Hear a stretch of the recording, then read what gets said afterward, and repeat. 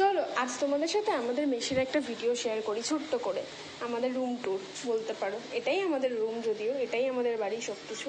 তো এই যে ঢুকেই ফার্স্টে একটা দরজা পড়ে, এখানে দুজন থাকে, ওরা এখন নেই। তো এখানে এই রুমটা সব থেকে বড়, এখানেই আমি থাকি। এখানে আমরা মোট 3 জন থাকি। তো এই যে সামনের বেডটা দেখছো, এটা আমার বেড। যাই হোক, ওর সামনে আমার বই খাতা গুছানো রয়েছে, ওই জানলার ওখানটায় বক্সটা করা রয়েছে, ওখানটায় এখানটায় সুইচ বোর্ড রয়েছে। তো এখানে আমার একটা ছোট্ট গনু আছে।